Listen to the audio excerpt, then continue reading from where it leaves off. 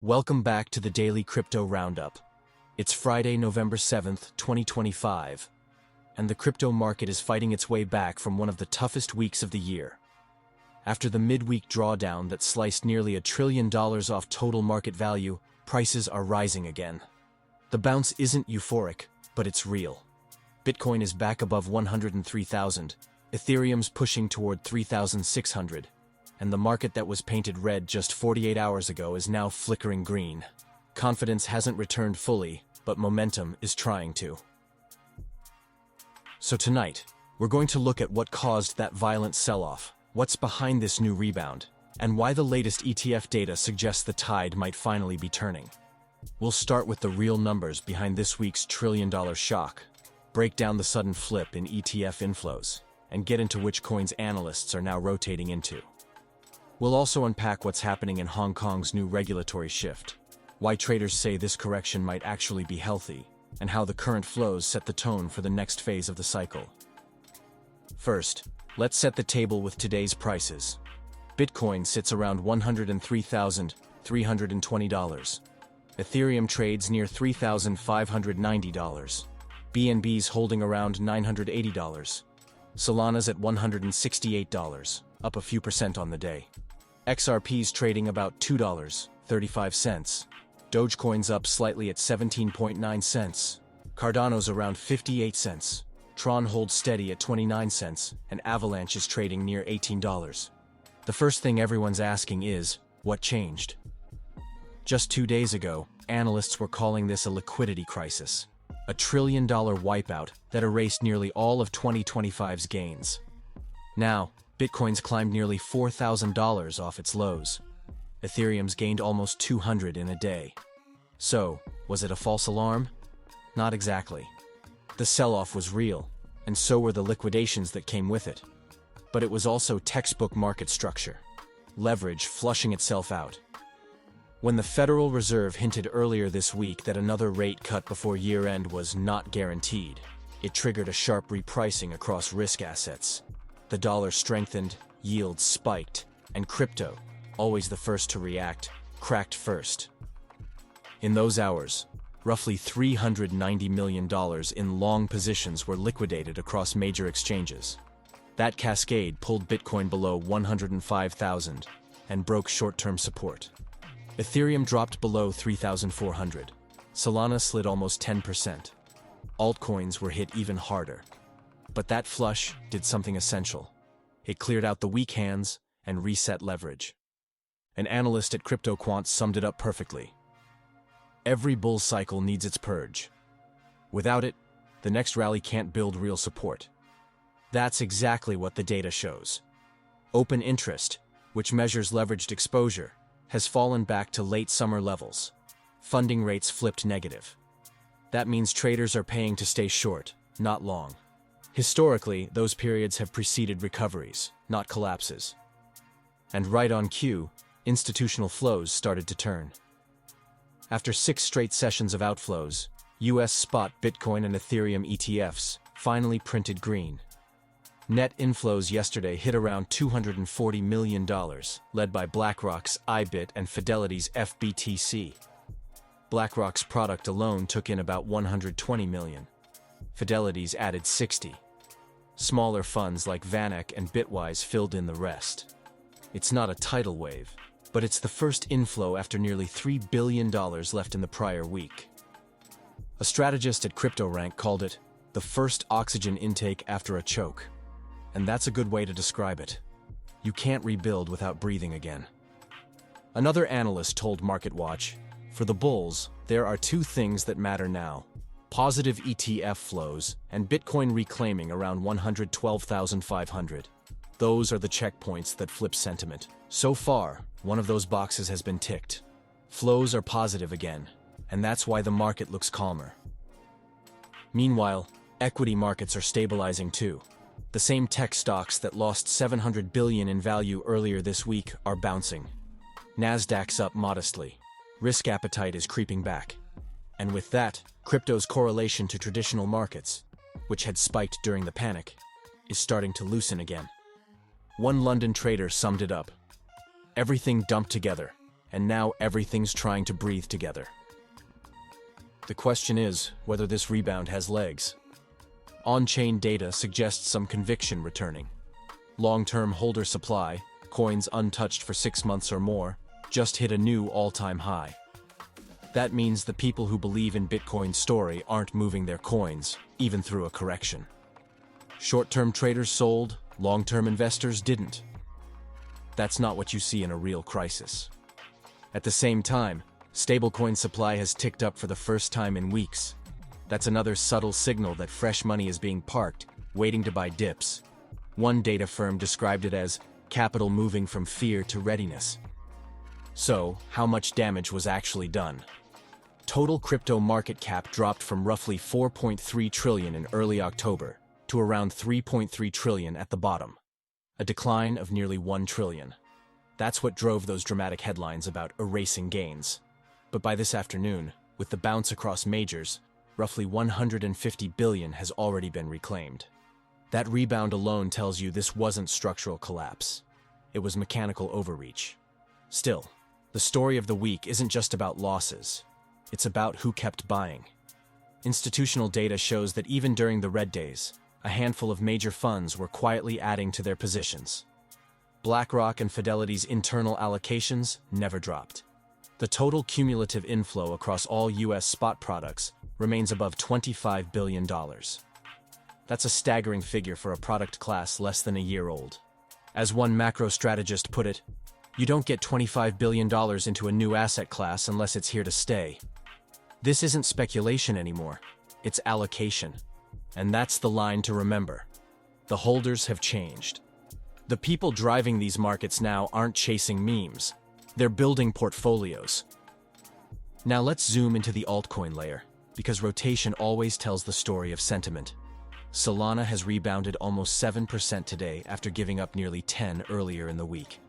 Analysts at 24/7 Wall Street included Solana in their new post-correction watch list, alongside Bitcoin, Ethereum, Toncoin, and Avalanche. Their reasoning is simple. These are ecosystems with liquidity, users, and daily throughput. They're the ones that institutions can actually size positions in. Their report said, "The correction has filtered noise from signal.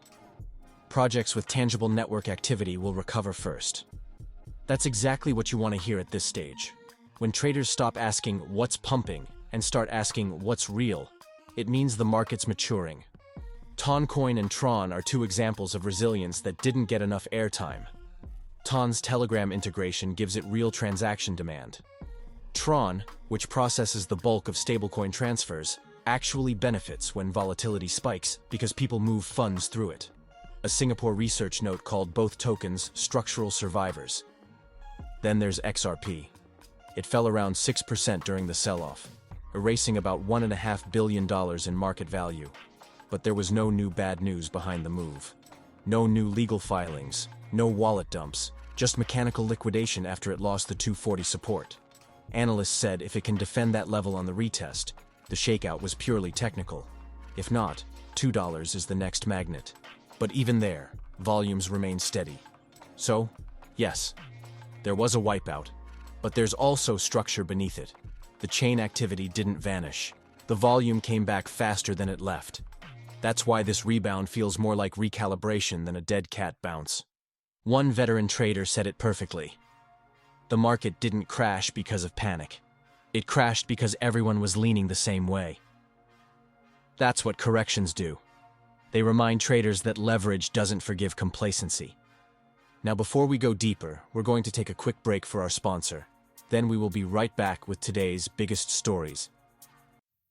Avoiding your unfinished home projects because you're not sure where to start? Thumbtack knows homes, so you don't have to. Don't know the difference between matte paint finish and satin? Or what that clunking sound from your dryer is? With Thumbtack, you don't have to be a home pro. You just have to hire one. You can hire top-rated pros, see price estimates, and read reviews all on the app. Download Thumbtack today. All right, welcome back. Let's talk about the bigger structural stories happening while everyone was staring at the charts. The most important one came out of Hong Kong. The city's regulator confirmed that licensed virtual asset trading platforms can now share order books with global affiliates. It's a quiet headline, but a massive deal. For years, those platforms had to keep domestic and offshore liquidity separate, which made it hard for big traders to get tight spreads or deep execution. Now that barrier's gone. A spokesperson from the SFC said, "This change allows better price discovery, greater liquidity, and fairer competition." Translation: Hong Kong wants back in the game. It's no coincidence that this policy shift arrived during a downturn. When Western headlines scream panic, Asia builds plumbing. Hong Kong is positioning itself as a legitimate, regulated liquidity hub, right when the rest of the world is still arguing about oversight. In 6 months, when sentiment turns, this is the infrastructure that absorbs the next wave of demand. Institutional players are watching closely. One fund manager told Reuters, "Cross-book access makes Hong Kong relevant again. It's a liquidity bridge between regulated East and open West. That quote alone captures how policy often sets up the next bull run, while price is still recovering." Meanwhile, analysts tracking flows point to the ETFs as the pulse that confirms recovery. After the first positive day yesterday, preliminary data shows inflows continuing today. Another small net positive, led again by BlackRock and Fidelity. If that trend holds through the weekend, it'll mark the first 2-day streak of inflows since late October. And that's crucial. Flows matter more than price in the early stages of a rebound because they show intent. Traders can say anything on Twitter.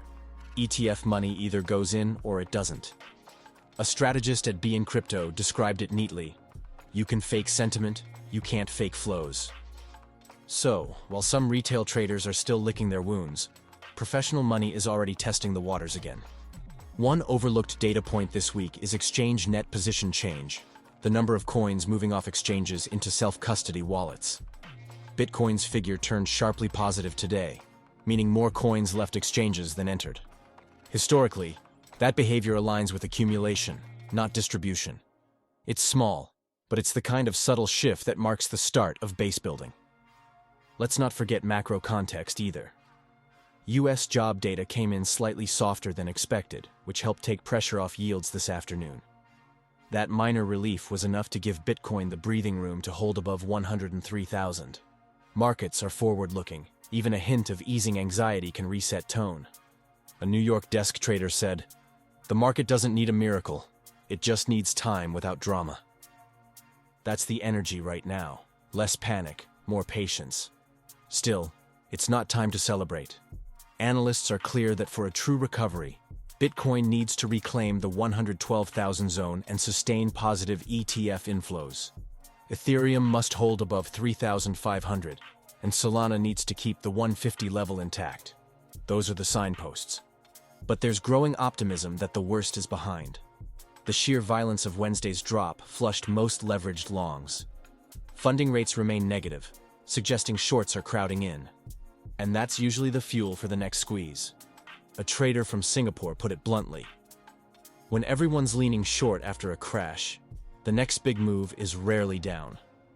That's why some desks are quietly positioning for a short covering rally going into next week. To understand how the market could evolve, it helps to think of phases. First comes panic. We had that. Then comes exhaustion. That's where we are now. Next comes disbelief. The slow grind higher when no one trusts it yet. And finally comes recovery. The moment everyone realizes the bear narrative expired. We're somewhere between exhaustion and disbelief right now. Each of those phases plays out in the charts, but also in psychology. The more traders say, "I'll buy when it's safe again," the longer the market quietly rises without them. It's worth remembering, Bitcoin's still up over 50% year to date, even after this correction. Ethereum's up nearly 40%. The headlines about erased gains made sense midweek, but not anymore. Those losses have already started reversing, and with ETF inflows returning, that momentum might build faster than expected. The deeper story here is resilience. Even after a $1 trillion shock, the system didn't crack. Exchanges stayed online, liquidity held, and infrastructure continued to expand.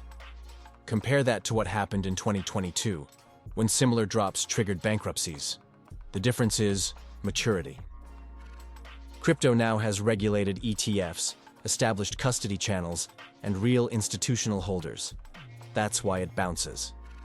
To quote a macro fund manager from London, in 2022, crypto broke confidence. In 2025, it's proving it can handle stress. That's the evolution.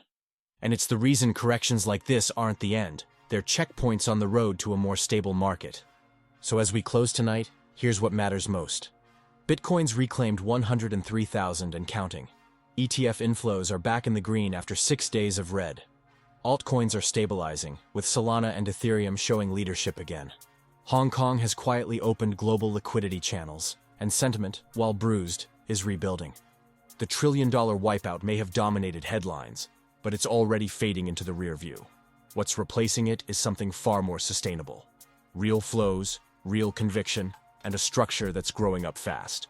So when you hear people say the market's finished, remember, the same headlines ran at 30,000, at 60,000, and now again at 100. And every time, the story ends the same way. It comes back stronger. Crypto doesn't die in corrections, it regenerates in them. Drop your thoughts in the comments, hit like, follow, and we will see you at the top.